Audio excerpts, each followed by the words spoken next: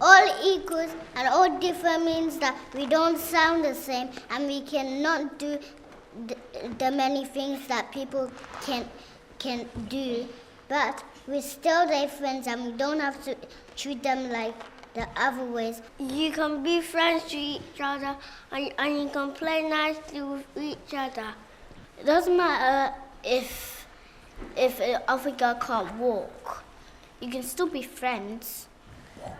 St Mattias is committed to including equalities issues in the curriculum. Last year, the school invited a disabled trainer from World of Inclusion to lead 2 whole school assemblies and to work with some classes.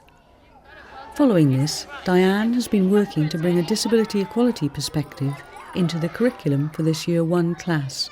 We've just carried on doing normal lessons that we would have done, but just having a heightened awareness to disability equality. Using it in storybooks, challenging stereotypes, fairy tales. It's no extra work, it's just literally, it's the teacher's way of thinking that has to change in order for the children's way of thinking to be altered as well. I said, good afternoon, Gideon. To raise awareness and to support learning, Diane uses sign language alongside other community languages.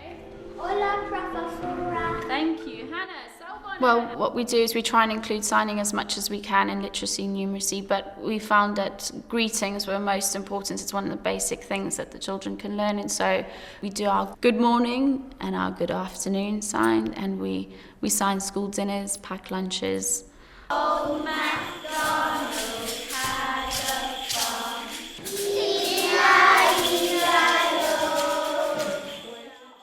We include it with our music and literacy, and we do a lot of songs, a lot of poetry, and in numeracy, counting games, counting songs, rhymes.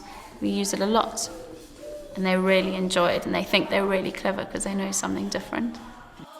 One pupil has limited mobility in one arm, and the class have chosen to use one-handed signs to include him. Once upon a time, it was 10 o'clock. There lived the witch and the class have been looking at stereotypes and the portrayal of disabled people in traditional fairy tales. This is part of their rewrite of Snow White. Because they were different, and so people sent them away to the forest to hide. Salome's parents are deaf and use sign language. The use of sign in class makes her feel welcome and confident. The lady didn't even say sorry. She laughed, ha ha ha ha, and then ran away. This morning the class are finding out about the senses. Their exploration has been planned to help them think about how we experience the world and how different people's access needs can be met.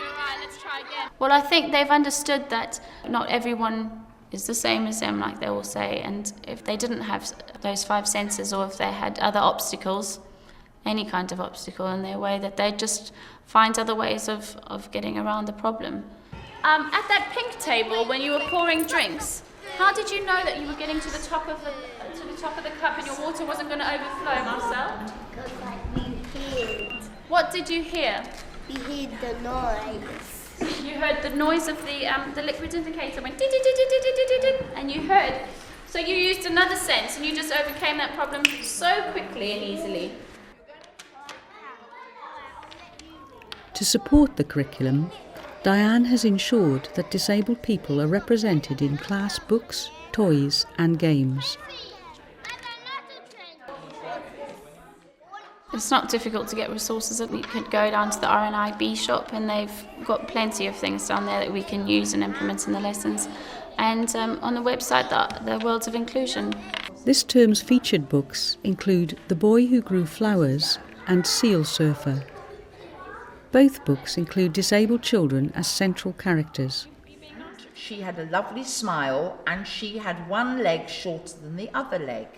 And she also had a flower behind her ear.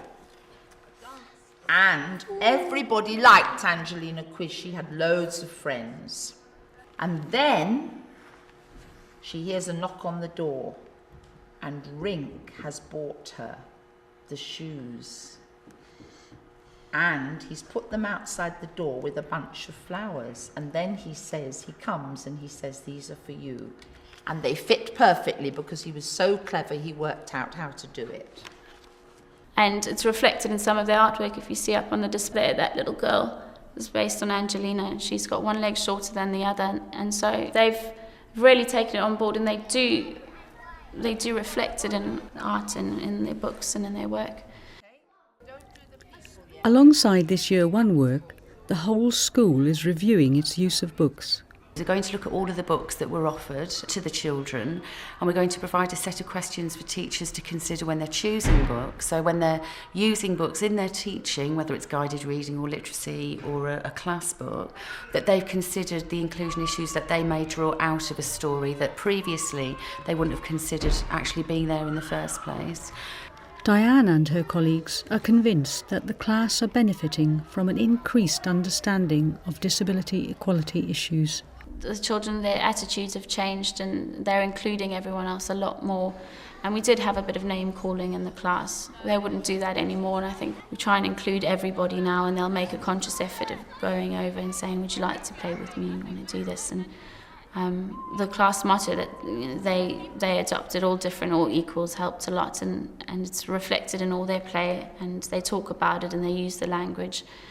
They've become a lot more critical thinkers, if I can say that. In the past, they would have just absorbed anything I'd said. So that's been one of the main positives that has come out of this project. St Mattias School is building on the disability equality work that's been achieved in Year 1.